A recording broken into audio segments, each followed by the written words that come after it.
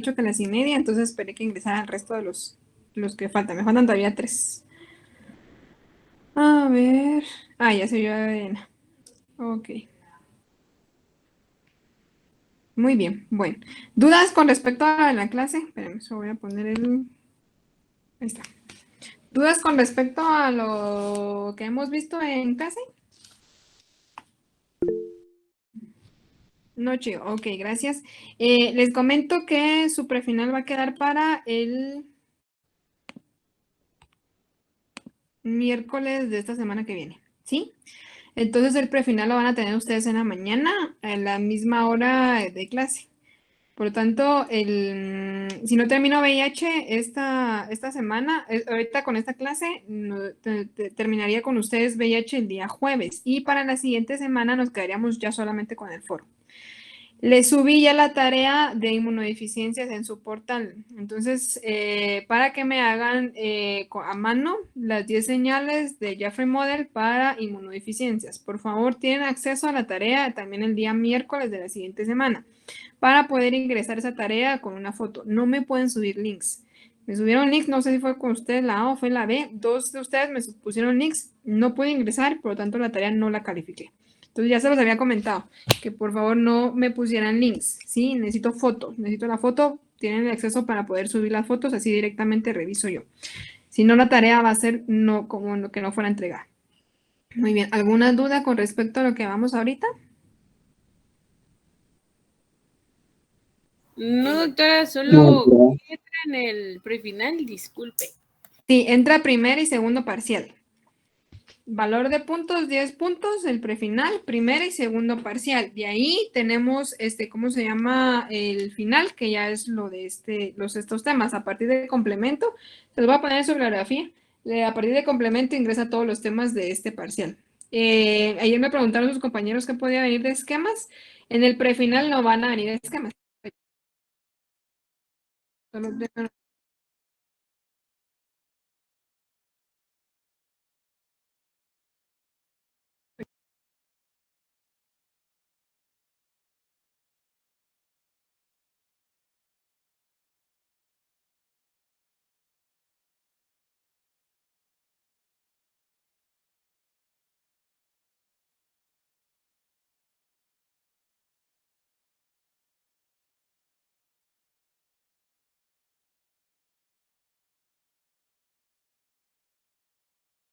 Muy bien. Ya están entrando los que faltan. A ver. Muy bien. En el prefinal no van a haber esquemas porque ya los hicieron en el primer y segundo parcial. Eso solo es puro examen normal, se podría decir sin esquemas. Ahora en el final sí vienen esquemas y lo más probable que vaya a venir va a ser complemento, porque complemento es el único que tiene para esquematizarse ahorita. Entonces, para prefinal ingresa primera y segundo parcial, ¿sí? Primera y segundo parcial para prefinal, valor 10 puntos y 20 puntos para final.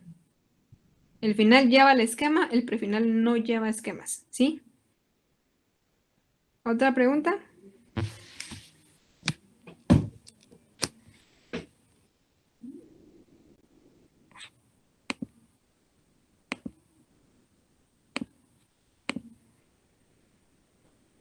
Ok, dice Jorgito que no, muy bien. Y ya entonces, el foro va a tener un valor de 5 puntos. Yo espero que sí ya lo podamos hacer en vivo y si no, pues de plano me va a tocar hacerlo por virtual, que ya sería la última semana, o sea que la última semana ya no vamos a tener clase más que solamente foro, ¿sí? Y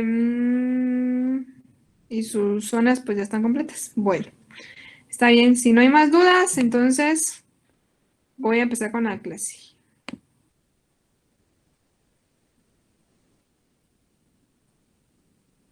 Muy bien. Me comentan si se ve. Muy bien, vamos a hablar acerca de VIH. La verdad es que VIH es un tema enorme. Sí, es un tema grandísimo. Ayer tuve que ver cómo hacía lo más compacto ese tema, pero es demasiado grande. Entonces vamos a ir hablando de ese tema. El VIH, pues ustedes ya saben, es un virus de inmunodeficiencia humana, causante de la infección del mismo nombre. Las siglas VIH se pueden referir al virus, pero también se pueden referir a la infección, ¿sí? O sea, VIH clasifica virus y aparte es el proceso infeccioso también.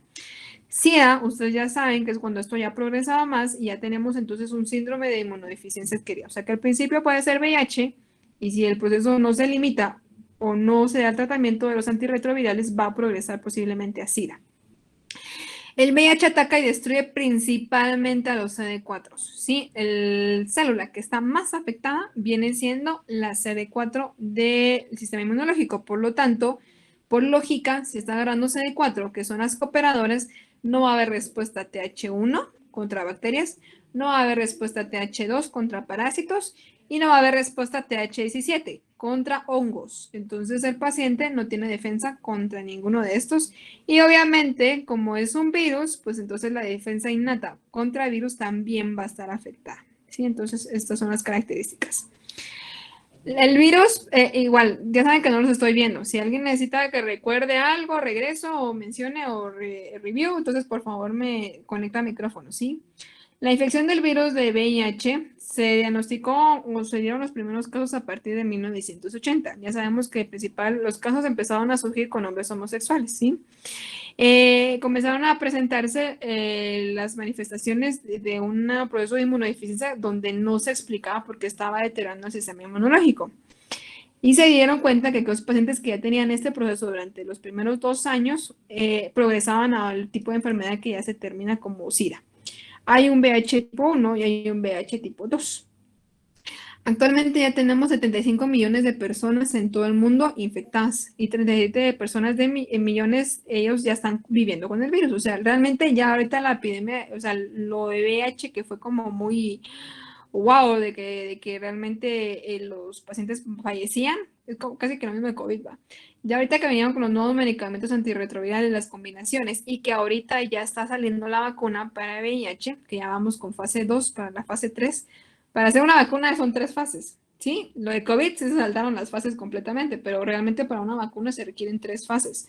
Primera, segunda y la tercera fase, que ya es la última, ya estamos entre el progreso de la segunda y tercera fase, pero como que ya vamos mejorando esa parte. Realmente ya una persona que fallezca de VIH, a menos de que no lleve el tratamiento como debe de ser, o que sea un VIH muy mutante, entonces ahí sí definitivamente va a fallecer, pero realmente ahorita casi que ya no mucho.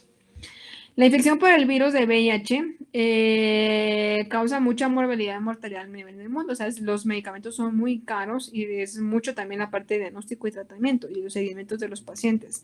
Generalmente el país donde realmente se hizo los primeros diagnósticos y los que sí realmente están muy afectados es África, ¿sí? Por lo tanto, no solo ellos, aparte del proceso económico que tienen, también tienen mucha prevalencia de VIH. Y como les había mencionado, las células principales que van siendo atacadas van haciendo las linfocitos T, CD4 cooperativos. Entonces, el origen, ya sabemos que más o menos desde el 83, Francisco Baer y Luc Montagnier fueron los que hicieron como, ellos son parte del Instituto de Pasteur, que se acuerdan que lo vimos en la clase de Historia de la Inmunología, los que hicieron los primeros hallazgos acerca de la parte de VIH. Y en el 84, entonces Robert Gallo también hace ya el diagnóstico de que ya no era como un tipo de cáncer, sino que también teníamos una inmunodeficiencia, en este caso ya saben que es secundaria. Por lo tanto, lo que había comentado, hay el VIH tipo 1, hay 4 serotipos, MNOP. El P es el que está relacionado con gorilas, por eso es que ahí salió la teoría de que el VIH había sido transmitido por medio de gorilas, porque generalmente este tipo de VIH, los tipos de VIH son como de simios, o sea, como hasta hay características de cada serotipo, va con un tipo de gorila dependiente o un tipo de simio. Y nosotros podríamos contar, por ejemplo, al final 9 diferentes tipos de subtipos, A, de la D, F, H y la J y la K. O sea que hay generalmente 9 subtipos del virus de VIH tipo 1. Hay 9 subclasificaciones. ¿Sí? Del tipo 2, como miren, aquí les comentaba, el tipo 2 se ha evidenciado en monos Magavey, tiznados, ellos son los portadores, o sea, ellos viven bien con el virus, por lo tanto son portadores. Y ese tipo de virus es el que progresa más lentamente y es el menos transmisible. O sea que generalmente la mayor parte de la población está infectada con el tipo 1. Y aquí está la distribución geográfica de cómo están los grupos, cómo están distribuidos a nivel mundial, para que tengan como una pequeña referencia. En 2012 se estimaba que 35.3 millones de personas vivían ya con VIH, ¿sí? Y la mortalidad, por ejemplo, si se dan cuenta, miren, de 2005 la mortalidad era de 2.3 millones y en el de 2012 ya fue descendiendo a 1.6 y ahorita ya vamos como escala más abajito. Igual que porque como ya se conoce la enfermedad y como es una enfermedad que sigue es pandémica, entonces se han hecho muchos esfuerzos para que los diagnósticos sean como muy eficaces o a tiempo, ¿sí? Ahorita, por ejemplo, aquí en Guatemala, todas las mujeres que ingresan embarazadas a una labor de parto tienen que tener un VIH. Siempre, siempre al momento de que van a ingresar y se van a dar cuenta. 9.7 millones de personas en países en vías de desarrollo como lo de nosotros está con terapia antirretroviral. Entonces, si se dan cuenta, es mucho gasto, ¿sí? La epidemiología es básicamente, si lo vimos, en el 2002, 3.3 millones, va descendiendo a 2012. ¿Por qué? Porque como ya se conoció la enfermedad, ya se sabe y todo el mundo tiene miedo, entonces ya se está preveniendo. Sí, ya tenemos métodos de prevención. En el caso, por ejemplo, el uso de condones, básicamente tratamiento preventivo para la transmisión sexual. Y obviamente, pues las jeringas en pacientes, ¿cómo se llama? Que se inyectan drogas, pues es uno de los factores también de riesgo, ¿verdad? Entonces, si se dan cuenta, ya va descendiendo también. Casi 38% de incidencia a nivel mundial ha ido bajando, por lo mismo que ya se conoce y se ha reforzado mucho la parte de la transmisión. Está relacionado también un poquito con cánceres. Un paciente que tiene VIH va a tener 23% más de riesgo de tener un cáncer, 15% más de riesgo de tener enfermedades cardiovasculares, ¿cómo se llama? Y las enfermedades hepáticas el 40%. Tienen 50% más riesgo de tener un infarto del miocardio. O sea, esas serían como las posibles causas de que un paciente pueda fallecer por virus del VIH, sobre todo porque también se va a infectar más, ¿verdad? Se va a infectar más de hepatitis B, más de hepatitis C, de tuberculosis, etcétera. Entonces tienen más riesgo. Como los linfocitos cooperadores no están trabajando y toda la inmunidad adaptativa no trabaja bien, hay más chance de enfermarse de todos estos tipos de hongos y virus y bacterias. La distribución por edades y sexo, eso fue en México. Aquí no tenemos como muchas cifras establecidas, pero sí tenemos en la parte de México que es un poquito parecido aquí con nosotros en Guatemala. Hombres y mujeres. ¿Quiénes son los que más VIH tienen? Hombres. Los hombres son generalmente los que tienen mayor prevalencia e incidencia de nuevos casos en relación a las mujeres. Y si se dan cuenta, los que tienen mayor edad, mayor predisposición a adquirir VIH son entre la edad de 25 y 29 años. Ojo, ustedes que están en esa edad, porque por las relaciones sexuales que se dan en controladas, el uso de jeringas y toda esta parte, en algún momento de la transmisión se puede dar. Ahorita vamos a ver como cuánto es la transmisión por cada uno de ellos. Entonces, mayor en hombres, mayor entre 25 a 29 años. Las vías de transmisión, a ver, ¿alguien quiere entrar?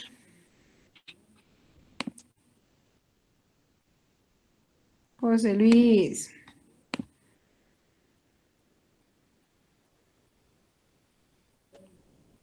¿Por qué vienes tarde, José Luis? ¿Qué tal, doctora? Buenas tardes, perdón, es que no encontraba el link.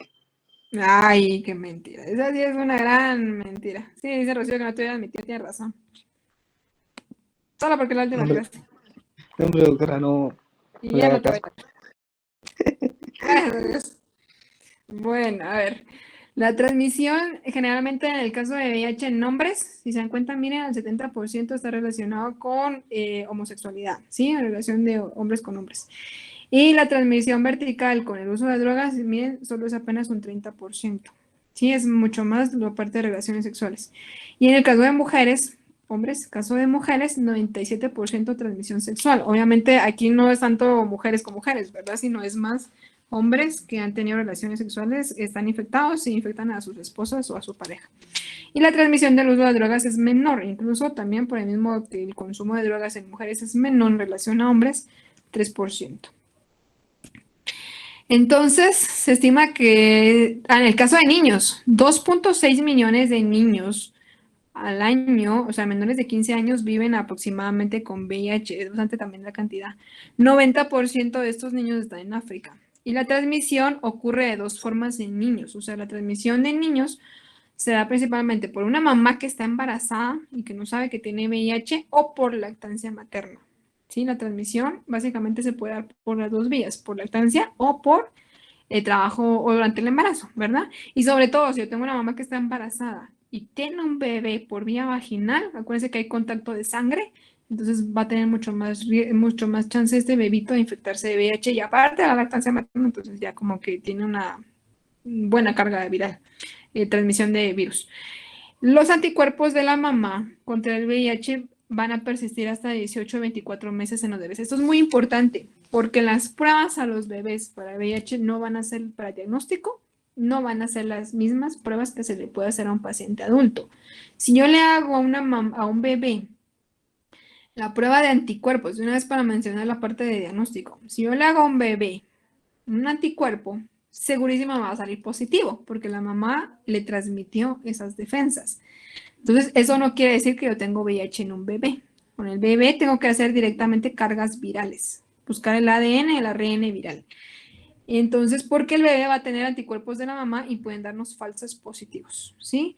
La mortalidad con pacientes bebés o niños que tienen ¿cómo se llama? VIH, tienen menos del 75% con tratamiento. Fallecen, o sea, menos del 75 van a fallecer si tienen tratamiento. O sea, que es una mortalidad que se podrían sostener entre medias, se podría decir, a aquellos pacientes que pueden tener tratamiento. Yo tuve el caso, una niña, un caso muy bonito de una bebé que nació con VIH. Habían dos señores económicamente muy bien, o sea, la familia, los esposos económicamente en Guatemala muy bien, y resulta que decidieron hacer la adopción. Entonces adoptan entre los papeles, ingresó esta bebé, pero con la advertencia de que la bebé iba con VIH. Y sin embargo, los papás los señores la quisieron adoptar. Entonces era una niña que iba a la consulta súper bien vestida, una niña pero tenía VIH. Y los papás adoptivos decidieron adoptar a esta bebé. Y muy bien, las poblaciones de riesgo, pues obviamente con lo que acabamos de hablar, hombres homosexuales, pacientes con uso de drogas, personas en cárceles y entornos cerrados, obviamente por las dos anteriores, trabajadoras sexuales y personas transgénero. Son generalmente los pacientes con mayor riesgo de adquirir VIH. La transmisión, ya lo sabemos que se da por relaciones sexuales sin protección, el uso de compartir agujas con personas infectadas, por eso incluso hasta hay protocolos en los hospitales de que si en dado caso tienen la mala pata de pincharse, entonces ese protocolo se inicia inmediatamente para evitar que haya transmisión de VIH, haya o no haya antecedente con el paciente, ¿sí? Siempre hay un protocolo en todos los trabajadores de la salud que nos resguarda de que si nos pinchamos pueda pasar algo por el estilo. De la mamá al bebé, ¿sí? De la mamá al bebé y, ¿cómo se llama? Y lactancia materna casi confiere un riesgo de un 30%. Y obviamente sangre y órganos con el virus. Esto ya también se ha limitado mucho porque, pues, al momento de que hace uno transfusión de sangre, le sacan a uno las pruebas, ¿va? Entonces uno, al momento de que dona sangre, su sangre va a sacarse a pruebas y si las pruebas están negativas, pues entonces le aceptan a uno esa donación, ¿sí? El riesgo de transmisión durante el parto y la gestación es de un 25% y un 30% para lactancia materna. El virus se transmite por medio de lactancia materna. Muy bien, ¿dudas hasta acá? No, doctor. ¿No? ¿Nadie tiene dudas? ¿Seguros? Ay, no me vaya a ir mal en el examen. ¿Sí? Digamos, y las mamás que saben que tienen VIH y toman su cóctel, no, igual tienen riesgo de transmitírselo por lactancia. No, chido. Lo que pasa es que ahí las mamás que se hacen detección a tiempo, se les da, como dices tú, el cóctel y el bebé incluso no nace. Y esas mamás tienen que tener programado cesárea porque lo que tengo que evitar es el parto normal y no dan lactancia materna. Sí, te va para fórmulas directas. Entonces esos bebés, y sí, tuvimos muchos casos en el Roosevelt, que como el Roosevelt es la sede principal de referencia de VIH. ¿Por qué? Porque ahí está el doctor, ay, se me fue ahorita el nombre. Y el doctor Mejía, que era uno de los, no sé si ustedes escucharon una noticia de un doctor que iba pasando por ahí, hubo una balacera de unos mareros ahí, bala 18 con la no sé qué, y una bala perdida. El doctor era uno de los pioneros de los protocolos de VIH aquí en Guatemala. Igual que él era el infectólogo de adultos y el otro doctor que es el doctor Melgar, si no estoy mal, no me acuerdo ahorita el nombre, pero él fue el creador del protocolo de VIH de Guatemala. Los dos estaban en el Hospital Roosevelt. Entonces Roosevelt incluso Roosevelt tiene diplomados de 6 meses para capacitar a tantos médicos internistas, ginecólogos y pediatras, donde uno puede sacar su diplomado de VIH. Está bien bonito. Entonces, todos recibíamos nosotros ahí. Entonces, las mamás que tenían su sidobudina y tenían todos sus antirretrovirales durante el embarazo, casi segurísimo que los bebés nacían sin VIH. Entonces, sí se puede evitar, sí se puede evitar. Y ahí teníamos mala pata, ¿verdad? Que alguna mamá llegaba así a dar trabajo a parto y resulta que cuando hacíamos la prueba estaba positiva y no se había dado cuenta durante todo el embarazo. Entonces sí podía pasar también eso, pero realmente ahorita es muy raro, porque hasta en el puesto de salud, si las mamás reciben a los bebés, las doctores reciben en el puesto de salud fijo, tienen que mandar a pedir VIH. Y las comadronas ya lo saben también. Entonces como que se está tratando de evitar esa transmisión vertical. Esa transmisión vertical, ¿sí? Muy bien. ¿Dudas? ¿Otra duda?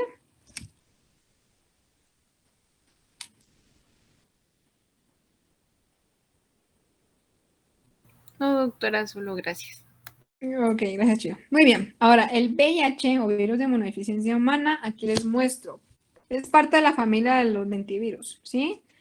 De los lentivirus se clasifican, ya les mostré, en tipo 1 y tipo 2. Y tienen muy parecido, o sea, tienen una secuencia genética de un 50%, se parecen mucho. Tiene una forma de esfera, como lo estamos viendo aquí en la imagen.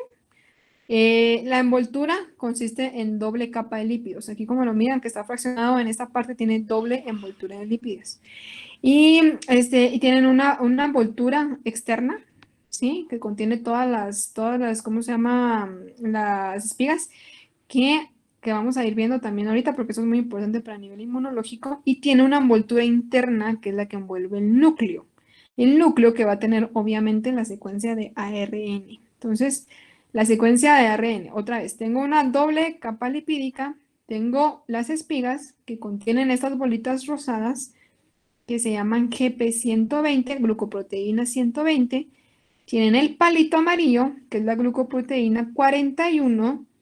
En la parte de adentro tengo la cápside o la nucleocápside, que es la P24, y adentro contengo las moléculas de ARN y contengo las moléculas de la transcriptasa reversa, integrasa y proteasas, a donde vienen las tres pautas de tratamiento más importantes. Entonces, vuelvo a reiterar. También os puedo poner a dibujar un virus de VIH. Bien, entonces, espigas. Glucoproteína 120, que son los moraditas, palitos amarillos, glucoproteína 41, doble capa lipídica, nucleocápside o la envoltura del núcleo, que es la P24, es el compuesto de la principal de la nucleocápside, y ahí después viene lo que es el ARN, la transcriptasa reversa, integrasa y proteasas. ¿Sí? El ARN termina de formar la transcriptasa, integrasa y proteasa. El ARN saca sus nucleótidos, como son las secuencias genéticas para formar estos tres componentes importantísimos para la sobrevida de este virus. Muy bien, ¿dudas? Aquí está. Glucoproteína 120, glucoproteína 41, si se dan cuenta son 3 subunidades de cada uno, 3 de la glucoproteína 120, 3 de la glucoproteína 41. De ahí viene lo que viene siendo la bicapa lipídica, viene entonces la cápside, su componente P24 y adentro la ARN que va a terminar formando transcriptasa reversa, proteasas e integrasas. Muy bien.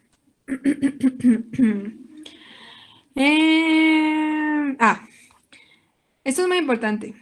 Estas porciones de la glucoproteína 120 y la 41 hacen un efecto de tropismo. Por lo tanto, esto sirve como tipo de receptor para que se puedan anclar muy bien a nuestros linfocitos y poder ingresar, ¿sí?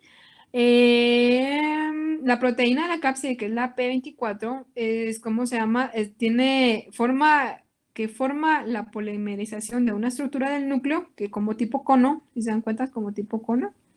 Ya contiene en su interior todo el complejo de proteínas ácido nucleico. Entonces, lo que habíamos hablado, ARN y las otras 3 proteínas importantes para el tratamiento. Muy bien. Y ahí estamos. 2 moléculas, 2 copias de ARN son las que contienen. Bueno. El gen POL, que se encuentra dentro del ARN de este lentivirus, codifica las 3 enzimas necesarias para el ciclo infectivo del virus. Proteasa, transcriptasa y la integrasa, ¿sí? Entonces, codifica estas 3 proteínas, estas 3 enzimas, el gen POL que está dentro de la molécula de ARN. el gen pol. Muy bien. Por lo tanto, necesito una entrada del virus, ¿sí? Ingresa el virus, el ARN monocatenario, porque tiene solamente una hebra, se une o se transcribe por medio de la transcriptasa inversa al ADN de la persona. Esto hace que se vaya a integrar entonces, lo que vaya a hacer que este virus empiece a transcribirse y a generar las proteínas. Y entonces se convierte en un virus maduro y se pueda liberar. Por lo tanto, como es un retrovirus, este ingresa y se va a colocar al ADN de la persona, o sea, nosotros, y entonces por medio del ADN se empieza a replicar. ¿Sí? Contengo una molécula de ARN, por medio de transcriptarse inversa se va a ingresar, se va a instalar en mi ADN y mi propio ADN la va a empezar a formar para terminar formando más virus. Por lo tanto, ok. ¿Cómo se hace el primer ingreso? El primer ingreso o el primer contacto que yo tengo un virus de VIH con una célula mía, que en este caso es principalmente las células a nivel del intestino, ellas son las primeras en recibir. ¿Se acuerdan que por eso es que la transmisión es mayor en homosexuales por el tipo de ¿cómo se llama?, relación sexual que tienen? Entonces, a nivel de lo que viene siendo el epitelio del intestino, es el tejido más viable donde se puede ingresar el virus porque tiene esas características. Va a tener un receptor específico para el VIH. Quiere decir que la superficie de linfocitos T, monocitos y macrófagos y las células dendríticas tienen un receptor especialmente para la GP120 y la GP41, ¿sí? Tienen un receptor especial para esta porción. Y aparte de esto, estas células van a tener receptores especiales para quimiosinas, para la quimiosina 5, que también la expresa el linfocito T. El linfocito T y todas estas células expresan este receptor para la quimiosina 5 que la tiene el virus. Entonces vamos a ver ahorita en imágenes. Aquí está.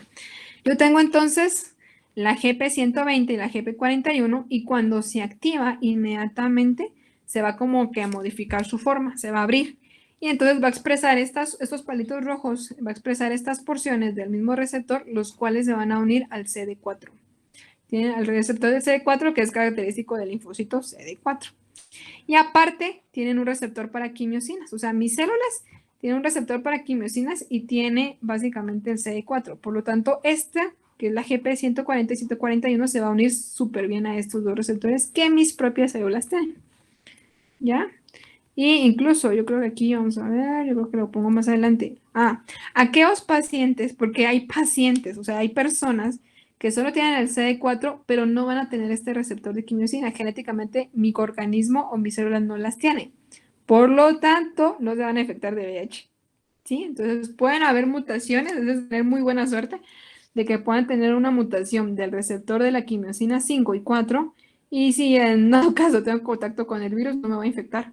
El virus solo puede anclar el CD4, pero no va a tener el apoyo del otro receptor. Entonces, este tipo de personas es resistentes o inmunes al VIH. Muy bien, ¿dudas hasta acá? Entonces, GP120 y GP41 se modifican estructuralmente y se unen a CD4 y al receptor de quimiosinas 5 y 4. ¿Dudas? Muy bien. Entonces, ¿cómo sucede esta parte? Yo tengo entonces que la espiga se une otra vez al CD4 y se va a unir al CCR5. Aquí tengo una célula, puede ser un enterocito, puede ser un linfocito T. Y entonces inmediatamente se va a fusionar. El virus se ancla, el anclado es muy fuerte por los mismos dos receptores que se tienen. Se va a anclar y se va a abrir.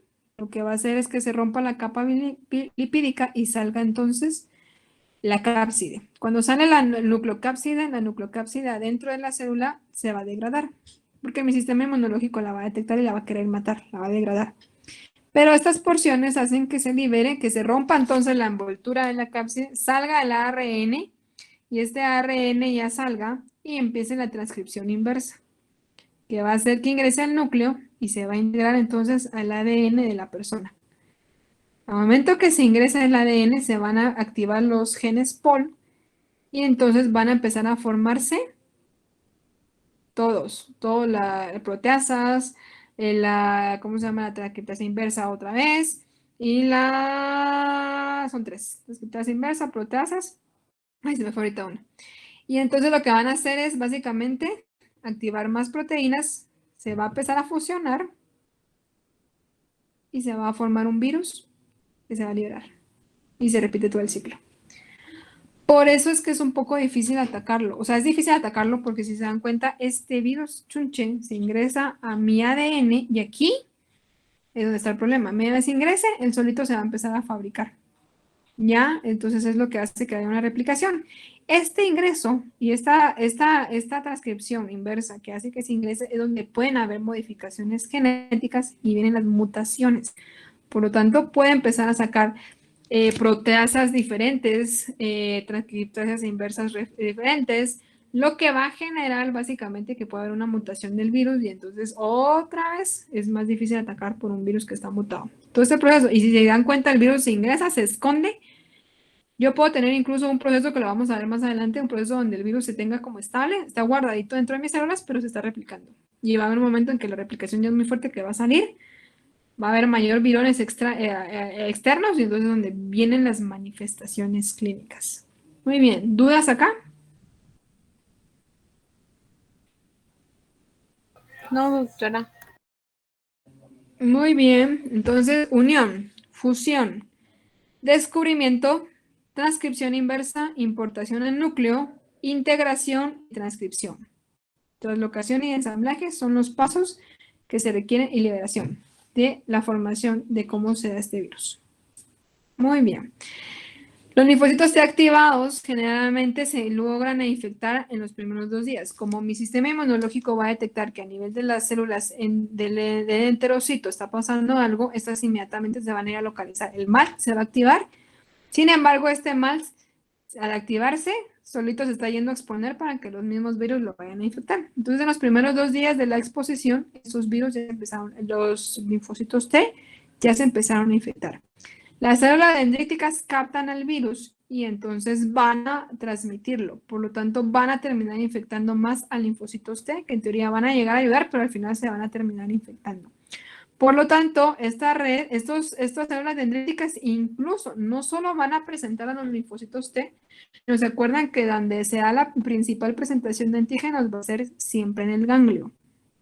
Por lo tanto, la dendrítica va a llegar a los ganglios con la intención de presentar el antígeno, que es el linfocito, y lo que va a hacer es que va a hacer un reservorio de virus dentro de los folículos de células B y dentro de los ganglios. Entonces el virus se va a terminar encerrando o se va a quedar instalado dentro de un ganglio linfático en los folículos de las células B. Ahí se va a quedar como guardado.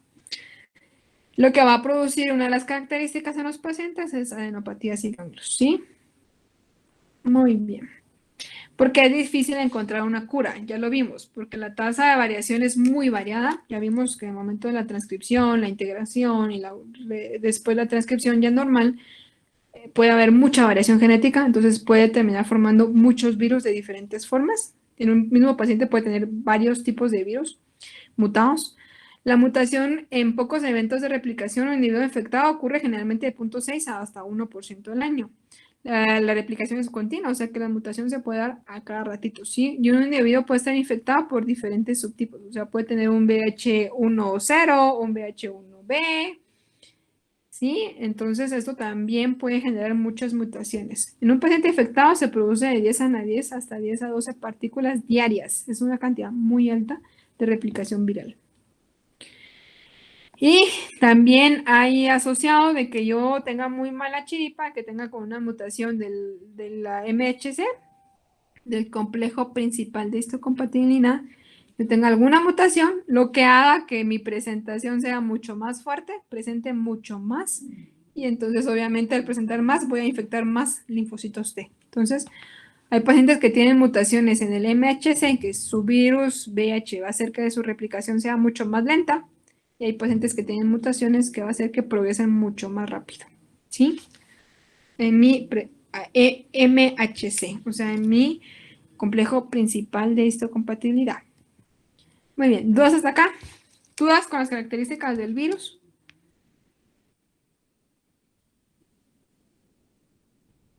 No se van a dormir. Doctora, gracias. Sí, gracias, Brando. Bueno, fisiopatología.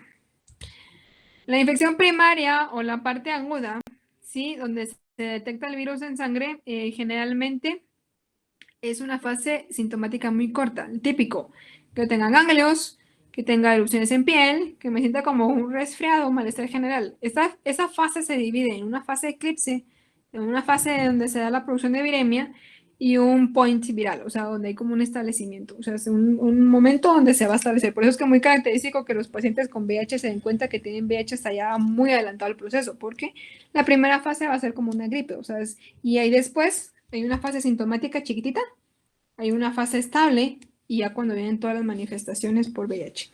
Entonces tenemos generalmente un periodo de 10 días antes de que el RN viral sea detectado en plasma. O sea, se está replicando el virus, pero yo no voy a detectarlo hasta 10 días. O sea, que hasta yo, 10 días después de haber tenido contacto con una persona infectada, 10, 11, yo voy a poder puedo hacer una prueba de VIH. Si ha pasado casos de aquellas personas que se tuvieron relaciones y el otro día ya se quieren hacer una prueba de VIH, no va a salir nada, porque por lo menos hasta los primeros 10 días yo ya voy a tener una secuencia de RN que puedo detectar. La infección se genera de un solo virus infectante. Se encontró generalmente, ¿cómo se llama? Espérenme. Que sea solo tipo 1 o tipo 2 es generalmente el 80% de los pacientes.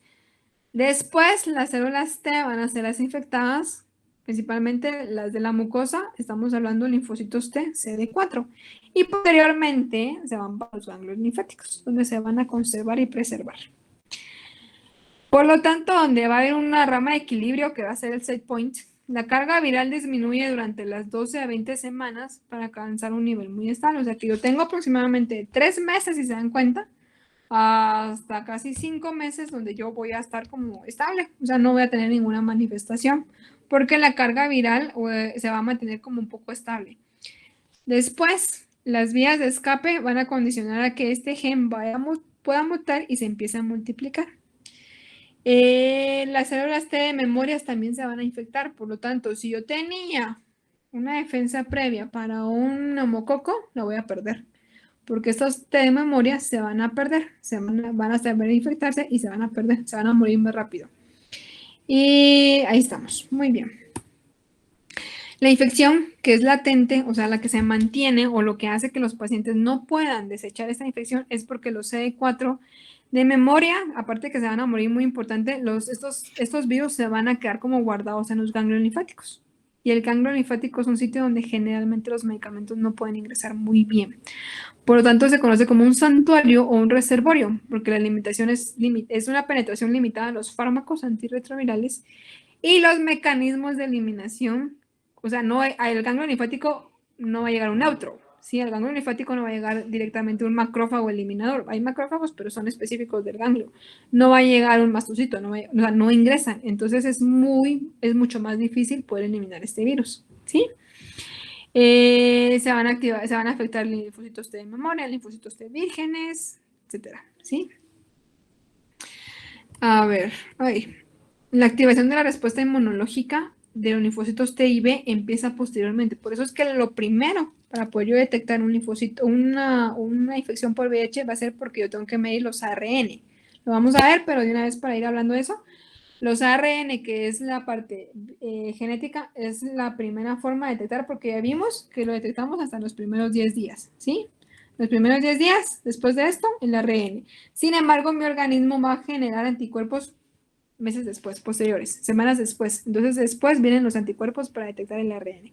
Miren, las respuestas inmunes innatas al principio están súper altas y cuando empiezan a ver ya el progreso de los días, empiezan a bajar también, ¿sí? Entonces, empiezan a bajar también las respuestas inmunológicas posteriores a la infección con VIH. Todas las citocinas empiezan a bajar también, la carga viral aumenta y las citocinas de la respuesta inmunológica innata empiezan a deteriorarse. Muy bien, y las respuestas de los linfocitos T, los CD8 también van a empezar a atacar, pero el factor es para CD4 siempre, ¿sí? La respuesta de las células T alcanzan su máximo hasta la segunda semana después de haberse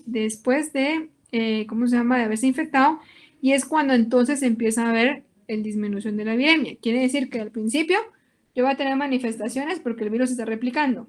Cuando la inmunidad adaptativa se empieza a activar y empiezan a haber defensas, es cuando se va a acabar un poquito la replicación viral y es cuando tenemos el set point de estabilidad.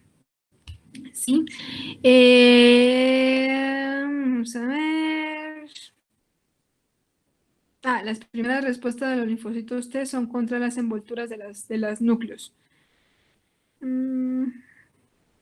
Esta respuesta va a permitir que un 35% de las células infectadas vayan a fallecer.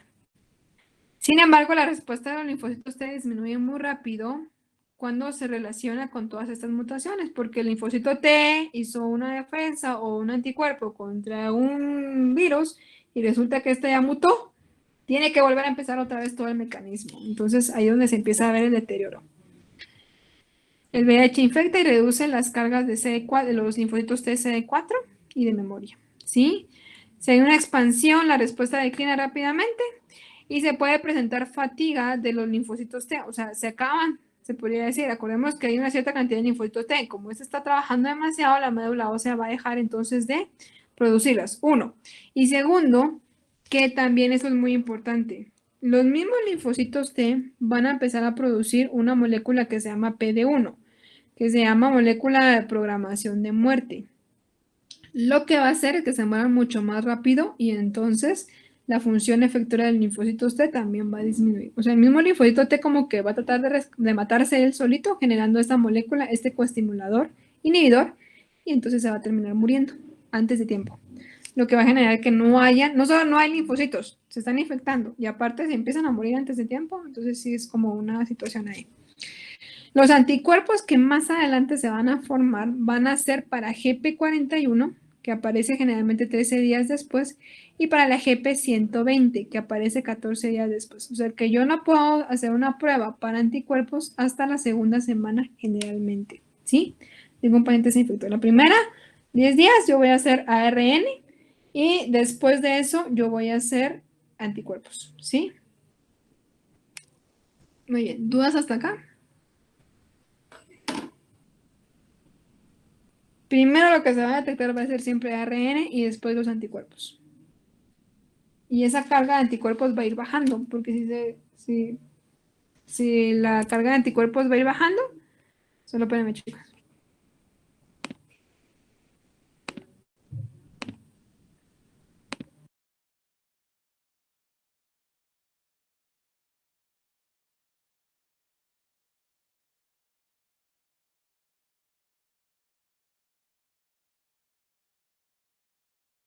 Muy bien, ¿dudas hasta acá?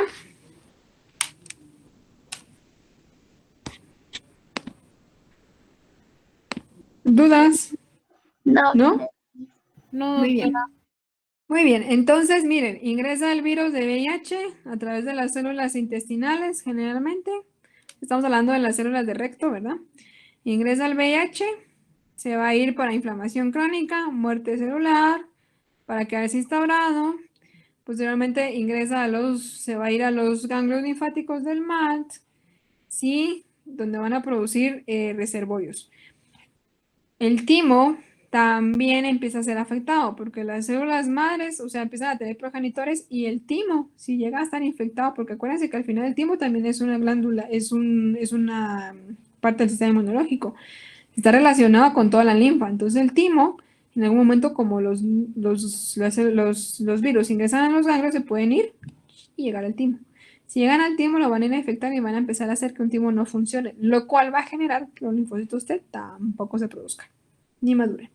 Entonces al final se va a afectar todo. Por lo tanto, en la infección primaria, yo puedo tener, por ejemplo, 350 células. El riesgo de las infecciones, entre más alto esté el conteo de CD4, o sea, mayor cantidad de células CD4 yo tenga, las infecciones van a ser menores y cuando empiezan a descender los niveles de CD4 hay mayor riesgo de infecciones.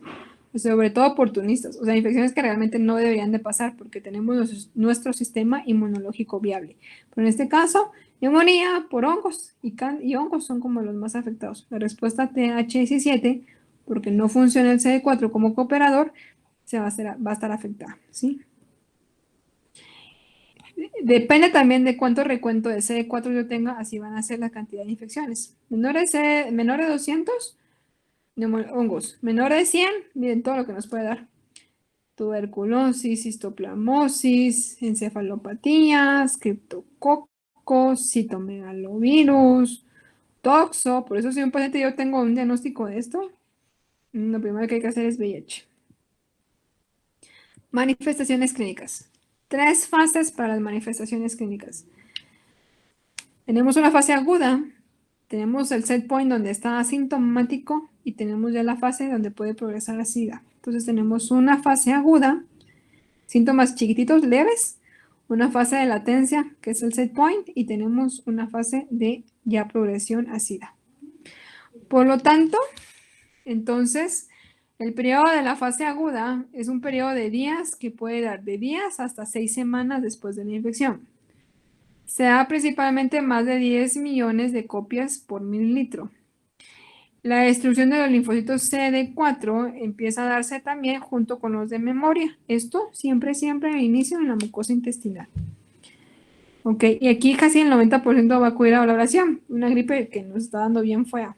Tenemos fiebre, cansancio, pérdida de peso, dolor de cabeza, odinofagia, mialgias, artralgias, náuseas, vómitos, lesiones en piel, faringitis, úlceras, exantemas, etc. Entonces, uno, si se da cuenta, si se dan las manifestaciones clínicas no son como propias de VIH, ¿va? Una faringitis, si yo mido estas amígdalas, lo que voy a pensar es que está enfermo de la garganta, ¿va? Nunca en mi cabeza va a pensar VIH a menos de que alguien sepa que, fíjese que sí tuve contacto con una persona de VIH, ¿verdad? Entonces, miren, se puede confundir con muchos síntomas. La fase sintomática, que es el side point, básica, cuando disminuye, o sea, si tenemos una replicación, hay una disminución de 50 de CD4, perdón, la fase sintomática empieza a haber una disminución ya del linfocito CD4.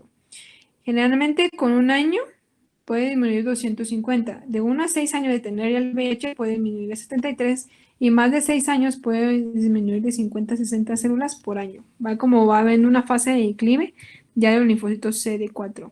Y ya cuando tenemos SIDA, ya es cuando yo tengo un paciente que tiene unos niveles o una carga de CD4 menores de 200.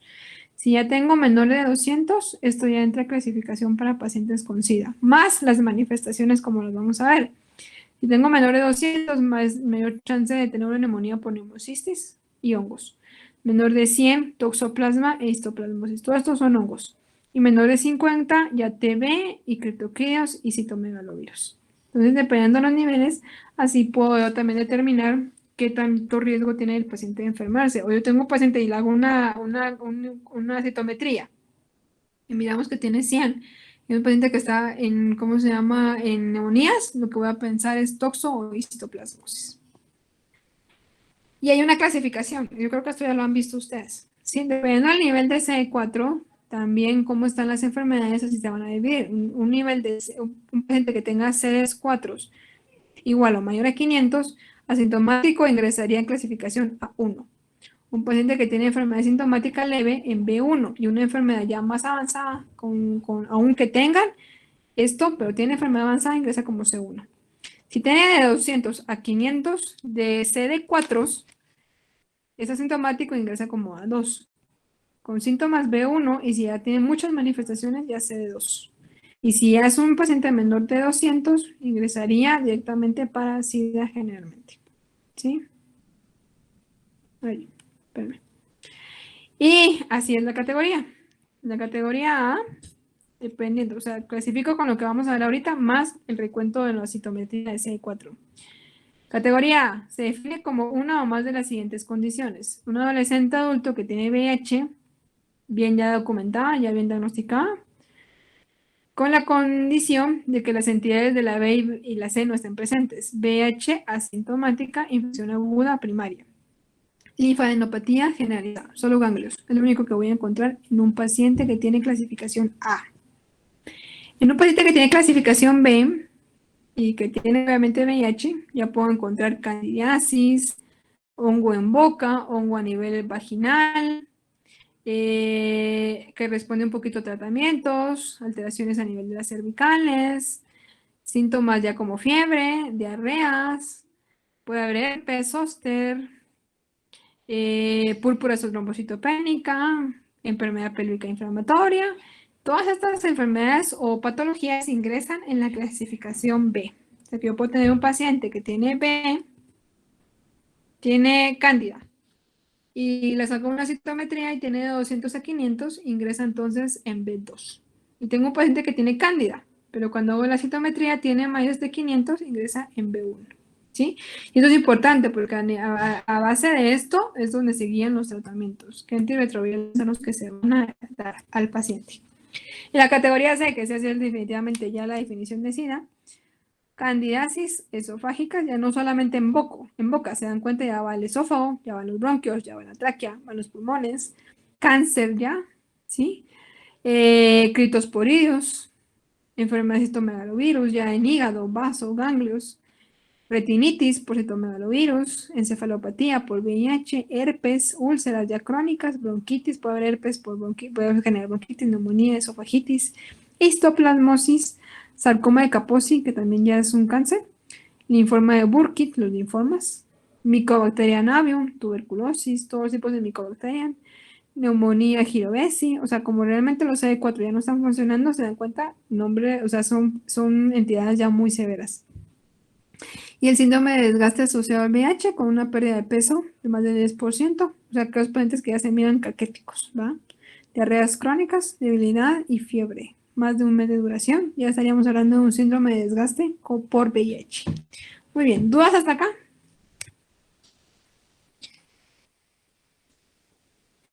Y los pacientes pediátricos también tienen una clasificación, dependiendo a sus estadios, dependiendo a sus niveles de CD4, más de 1500, 1000, más de 500, ¿sí? Dependiendo de sus niveles de CD4 y sus edades, así también se van a clasificar, ¿sí? En 1, 2 y 3.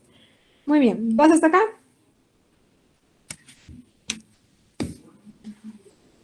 No, doctora.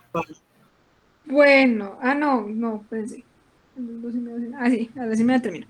Muy bien, entonces, sí, hasta las 2:30 terminamos.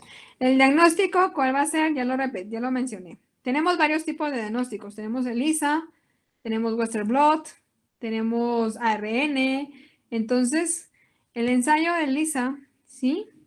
Es para anticuerpos. En el ensayo de ELISA lo que yo estoy buscando es anticuerpos. Y lo que yo estoy buscando es anticuerpos específicamente para GP120, GP41, específicamente para 41. Entonces, miren, aquí tienen, por ejemplo, la presencia de anticuerpos con VIH se va a color amarillo. Si se dan cuenta, miren, negativo, y aquí empiezan a estar ya positivos. Entonces empiezan a procesar la muestra de sangre, se saca el suero, y del suero yo lo que voy a buscar es un antisuero para ver, entonces, le coloco las moléculas al suero, en teoría debe de tener los anticuerpos, le voy a colocar los antígenos de VIH y se tiene que cambiar de color. ¿Sí? Esa es la placa. Pero, ¿se acuerdan que generalmente este tipo de ELISA, que es como la primera fase, se podría decir, ¿sí? Es la primera prueba, es muy económica y es muy rápido de hacerse, pero mira solamente anticuerpos. O sea que en un bebé yo una ELISA no lo podría realizar, ¿sí? Porque ya mencioné que el bebé va a tener anticuerpos de la mamá. Entonces, fijo, va a salir positivo. Si yo tengo entonces una prueba de ELISA, por ejemplo, teníamos una prueba de ELISA, inmediatamente tiene que hacerse entonces un Western blot. Y el Western blot es mucho más específico, la sensibilización y la especificidad es mucho más segura. Entonces, si yo tengo una ELISA, no, lo tengo que verificar con un Western blot. ¿Puedo tener falsos positivos? Sí, ahorita vamos a ver por qué. Y pueden haber falsos negativos también. O sea que yo puedo tener un ELISA que salga negativo y tendría que verificar en un paciente que yo tengo mucha sospecha en un Western blot. ¿Por qué puede haber falsos negativos? Personas infectadas durante el periodo de ventana, que es el VIMOS donde no tengo presencia de anticuerpos. Sí, claro que les decía, yo tuve el contacto ayer y yo me quiero sacar una ELISA, segurísimo va a salir negativo porque yo no tengo anticuerpos en ese momento todavía. Es un periodo de ventana. Hipogammaglobulinemia severa. Quiere decir que yo casualmente tengo un paciente que tiene inmunodeficiencia, no produce inmunoglobulina G, jamás va a producir anticuerpos. ¿Sí? Defectos de los linfocitos B y quimioterapias. Un paciente que tiene quimioterapia, su inmunidad adaptativa va a estar tocada, va a tener muy poca producción de anticuerpos. Entonces, todas estas cosas me pueden hacer que yo tenga un ELISA negativo y tenga un falso negativo. ¿Sí? Muy bien. Y los falsos positivos, que yo tenga una prueba de saco positiva y de chiripa y realmente no lo tengo. ¿Quiénes? Enfermedades hematológicas malignas infecciones causadas por otros virus, ¿sí? Y enfermedades autoinmunes. Todo esto puede progresar, generar alteraciones de mi sistema inmunológico y hacer que una ELISA salga positivo cuando realmente yo no tengo la enfermedad. Por eso siempre debo de verificar con un Western blot, ¿sí? Y lo puedo hacer hasta 3 y 4 semanas después de haber tenido la infección. Marcadores inmunológicos. Vamos a ver. Bueno. Ahora bien, cuando yo tengo los primeros 10 días que voy a detectar a partir del 10º día, yo ya puedo hacer cargas virales. ¿Sí? Entonces voy a buscar el antígeno PEC24. El antígeno, no es el anticuerpo, es el antígeno. ¿Sí? Y eso se puede hacer hasta 2 a 3 semanas después de la infección. Se dan cuenta que el ELISA lo puedo hacer hasta un mes después y esto lo puedo hacer un poquito antes porque lo que estoy buscando es la cápside viral y por lo tanto puedo tener cargas virales, de ARN virales. Si yo tengo, por ejemplo, de 5.000 a 10.000 copias, casi segurísimo que un 99% de que va a haber VIH. ¿Sí? Ahora bien, esto también es importante porque estas secuencias de ARN en algún momento puede desaparecer y puede desaparecer en la fase de set point de latencia. ¿Por qué? Porque el virus está guardadito, entonces no es tan fácil detectarlo, ¿sí? Por lo tanto, puede entonces que yo tenga una ARN y en algún momento pudiera desaparecer esa carga, pero generalmente la primera prueba que se hace porque el virus está produciéndose masivamente va a ser ARN y posteriormente ya vienen los anticuerpos. Entonces, primero, en los primeros 10 días, ARN viral o ADN proviral, o sea, el mío. Posteriormente puedo hacer el antígeno para la P24, que es el de cápside. Posteriormente eso, ya puedo hacer a partir del ELISA de 4ª generación, ya el anticuerpo. Primero el antígeno y después el anticuerpo. Y posteriormente, ya a partir de los 20 días, ya puedo ingresar a una ELISA de 3ª generación, que es mucho más específico, una ELISA de 2ª generación, a los 40 días la 1ª generación, etc. ¿Sí? Y los Western blots. Muy bien. El Western blot consiste en separar las proteínas de un VIH mediante electroforesis. Ya no es como nada más diluir, sino ya había un proceso de electroforesis con pesos moleculares. Por lo tanto, entonces ya va a reaccionar antígeno anticuerpo. El otro ya es como el antisuero. Yo detecto un suero, le coloco el antígeno y se cambia de color. Aquí no. Aquí ya le entra electroforesis, ya entra antígenos anticuerpos. Entonces, con un antígeno secundario marcado, o sea, quiere decir que yo ingreso una secuencia del virus, más aparte otros anticuerpos, que si se da toda la unión completa, va a cambiar de color o van a haber cambios a nivel de la electroforesis. Por lo tanto, es mucho más el diagnóstico. Y se puede hacer para todos, para GP41, 120, 160 y para las otras de los compuestos de los otros compuestos de las espigas del virus. Entonces, como que es mucho más específico, ¿sí? Muy bien. Miren, para hacer 160, 120 marcó mucho más. ¿Se dan cuenta? Muy bien. Y la carga viral, como ya lo habíamos mencionado. La carga viral es súper mega importante hacerla porque es el monitoreo que nosotros tomamos para, ¿cómo se llama? Los tratamientos. ¿Sí? Si los pacientes acá cierto tiempo, 4 o 6 meses se están haciendo cargas virales. Si esas cargas, dependiendo los niveles de carga virales, así van también con la dosis de los tratamientos, ¿sí? Hay 3 métodos, la PCR, directamente para transcriptasa inversa, la ADN o la NASBA, que es la que está directamente en la secuencia de ácidos nucleicos. O sea que hay varias formas de hacer. Aquí en Guatemala o en el Roosevelt generalmente la que hacíamos era la PCR, ¿sí? La PCR para ver cómo estaban las cargas virales de los pacientes. La carga viral tiende a aumentar a medida que los linfocitos 4 van bajando, ¿sí? Y en neonatos, bueno, y la PCR es la que nosotros mandábamos a pedir, de la ARN, la transcriptasa inversa en los niños, ¿sí? 90% al mes de edad van a tener positivo esta carga viral con diagnóstico de VIH. Vamos a ver, esto no. Muy bien. ¿Dudas? Miren, aquí les pongo yo, por ejemplo, un algoritmo diagnóstico. Cómo se tiene que pasar un paciente que es positivo, un paciente que es negativo. Si es un paciente, incluso en un paciente negativo, tenemos que volver a repetir la muestra posteriormente para descartar errores, los falsos negativos. Si un paciente es positivo, entonces ya me voy con la de ¿cómo se llama? De 4ª, 3ª generación no celisas. Me voy a confirmar con Western blot. Si es positivo, ya voy para carga virales, etcétera, ¿sí? Para hacer todo el diagnóstico de los pacientes. Ahí. Muy bien. ¿Dudas hasta acá?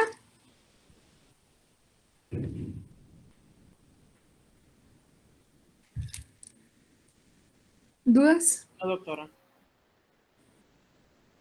Ok. El diagnóstico en menores de 18 meses, como ya vimos que estos niños se puede tratar de evitar que progresen mucho más rápido a SIDA o si yo tengo un paciente que desconozco si la mamá tiene VIH o no, yo puedo iniciar un tratamiento de profilaxis, ¿sí? O puedo dejar un tratamiento dependiendo a cómo vayan los estudios, porque los niños, como yo les mencioné, aquí en Guatemala tenemos un protocolo bien establecido de tanto a las primeras 24 horas realizamos, así como lo miran acá, las primeras 48 horas, mira, hacemos una PCR para ARN o para ADN. Y volvemos a repetir a los 21 días.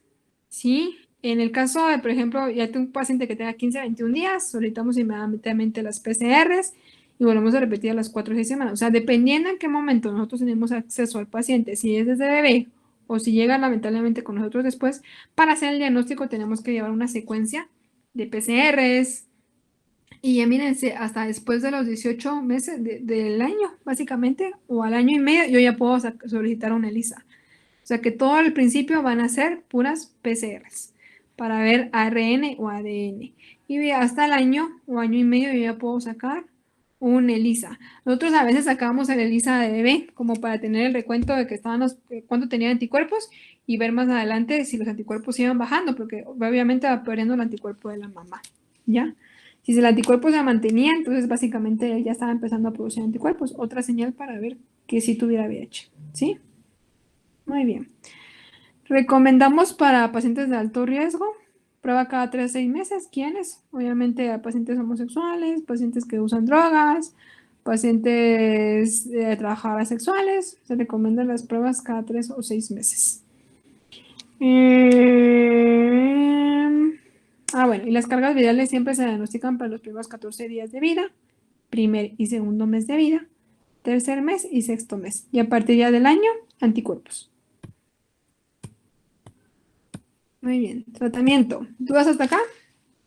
Bueno, nos vamos a quedar entonces. Ya solo me falta tratamiento y pronóstico.